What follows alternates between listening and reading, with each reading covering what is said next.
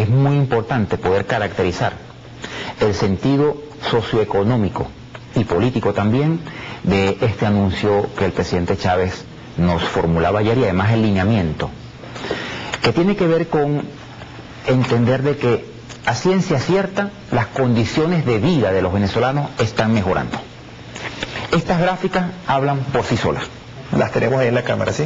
Observemos cómo, de manera casi que exponencial, desde la entrada del gobierno bolivariano en el año 1999, se han registrado incrementos sostenidos y vertiginosos, además, del salario. Aquí está reflejado, tanto en la barra azul, el salario mínimo, como en la barra roja, un factor que es importante tomar en cuenta a la hora de determinar el ingreso mínimo legal, que es el ticket alimentación. Por concepto de ticket alimentación, nosotros estamos percibiendo ahora mismo 399 bolívares fuertes. Y por concepto de salario mínimo, a partir del 1 de mayo, 799 bolívares fuertes. En suma, 1.199 bolívares fuertes, el equivalente a 1.200.000 bolívares, aproximadamente, como ingreso mínimo legal. Y fíjate tú entonces cómo de manera real estamos mejorando las condiciones salariales de los venezolanos. Permítame mostrar esta otra gráfica también acá. Observemos en términos comparativos el comportamiento del salario mínimo en Venezuela en contraste con el resto de los países de Latinoamérica. Aquí está esta línea que establece el promedio. El promedio del salario mínimo latinoamericano es $212. Usemos esa divisa para poder comparar entre países.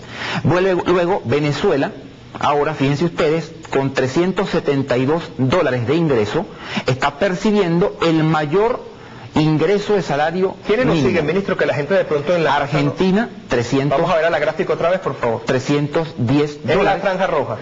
Argentina, $300, está por encima del promedio. Vamos a mencionar solamente los que están por encima del promedio para no aludir a otros países. Chile está por encima del promedio con $266.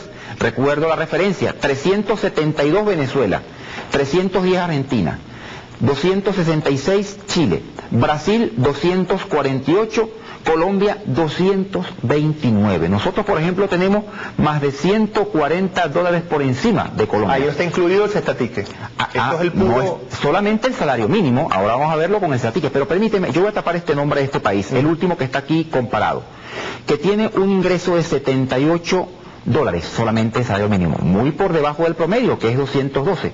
Fíjate, $78, solamente el incremento del 30% que acabamos de registrar representan $86. Supera ese sueldo mínimo. El incremento de ahora supera el salario mínimo de un país en Latinoamérica. Es importante mirar estos elementos para poder establecer comparaciones. Ahora bien, permíteme, Daniel, también presentar esta gráfica, que es la misma gráfica anterior, pero ahora presentando el ticket alimentación, es decir, es el gráfico del ingreso mínimo legal en Venezuela.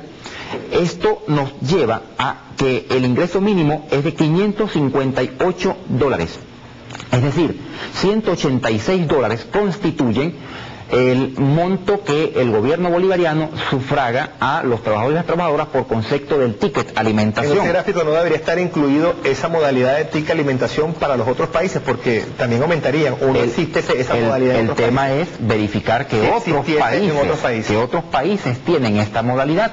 Recordemos que el ticket alimentación entró en vigencia en el año 1999. Qué casualidad, con la revolución bolivariana. Antes se establecía que... bonos. No, y la obligación de las empresas públicas o privadas de prestar servicios de comedores a los trabajadores y a las trabajadoras. Se cambió con la legislación del 98 para el mecanismo de que fuera o bien ticket alimentación o bien comedores. Nosotros hemos optado por esta modalidad en términos muy mayoritarios, ¿no? Así que yo digo, difícilmente existe en otro país de la región una política orientada hacia la clase trabajadora en lo social y en lo económico de forma estructural como la estamos orientando en Venezuela, porque ticket alimentación, salario mínimo por encima de cualquier otro salario mínimo de la región, y además Mercal, además barrio adentro, además las misiones educativas, además madres del barrio, además la misión Negra Hipólita que va a buscar a los más excluidos de la sociedad. Se trata de entender de que no solamente vemos el tema económico desde una perspectiva monetarista, sino lo vemos desde una perspectiva ampliamente humana. En esa dimensión es que lo entendemos.